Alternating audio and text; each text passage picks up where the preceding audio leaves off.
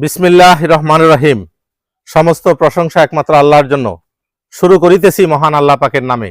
সুপ্রিয় দর্শক, মাধবপুর উপজেলার প্রবেশদ্বারকৃত ৩৬০ আউলিয়ার পুণ্যভূমি এবং ৩৬০ আউলিয়ার অন্যতম সফার সঙ্গী হযরত শাহ নেওয়াজ মজনু শাহ রাদিয়াল্লাহু আনহুর নোয়াপাড়া ৫ নম্বর মাজারে চলে আসছি। এই মাজার থেকেই নির্বাচনের জয়যাত্রা শুরু হয়েছিল।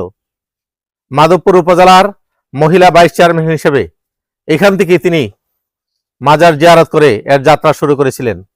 আজ নির্বাচন চলে গেছে, আজ আবারও আমরা চলে আসছি মাধবপুর উপজেলার ৩৬০ আউলিয়ার অন্যতম সফর সঙ্গী শাহ মজনু শাহ রাদিয়াল্লাহু আনহুর মাজার শরীফে।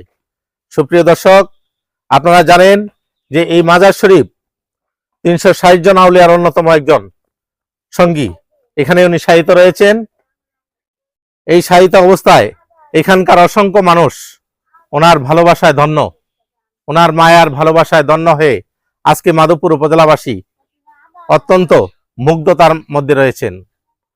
মাধবপুর উপজেলার নবনির্বাচিত মহিলা ভাইস চেয়ারম্যান আসমা আক্তার চৌধুরী, তিনিও ওনার এই ভালোবাসায় ধন্য হয়েছেন। এই মাজারখানা অত্যন্ত অগোছালো ছিল। বিশিষ্ট সমাজসেবক এবং বিশিষ্ট ব্যবসায়ী আলমগীর চৌধুরী এই মাজারখানাকে পরিপূর্ণতা দান করেছেন, অত্যন্ত সুন্দর করেছেন। আমরা ওনাকে কৃতজ্ঞতা জানাই।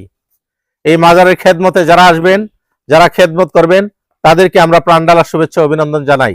আমরা চাই যে এই মাজারের খেদমতে ৩৬০ আউলিয়ার অন্যতম সফর সঙ্গী ওনার খেদমতে সবাই এগিয়ে আসবেন। আরো উন্নয়নের কাজ বাকি আছে। কেউ যদি উন্নয়নে এগিয়ে আসতে চান, আমরা তাকে স্বাগত জানাই।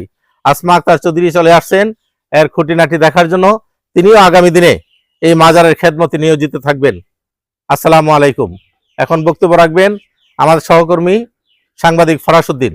আসলে আমি বলতে চাই যে হৃদয়ে ভালোবাসা নেই সে হৃদয়ে মানুষের জন্য কোনো কিছু করার থাকে না।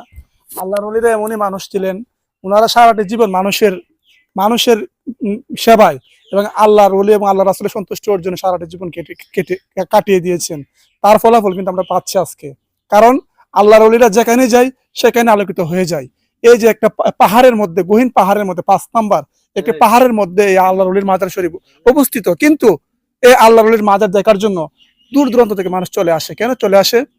এখানে আসলে মন শীতল হয়, মানুষের নাজাত হয়, এই আল্লাহর ওলির উসিলা নাজাতের উসিলা হয়ে যায়।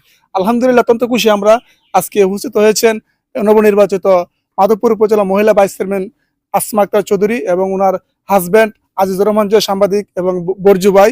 আসলে আমরা চাই আল্লাহর ওলির মাজারে মানুষ আসুক, আল্লাহর ওলির মহব্বত সহব্বত এবং আল্লাহর ওলির উসিলায় যেন মানুষের একটা নাজাত উদ্ধার হয় এবং আল্লাহর ওলির মাজারে যদি মানুষ কোনো কিছু দান করে সেটা যেন মানুষের জন্য সবাই নিয়োজিত হয়, সেটাই আমি চাই।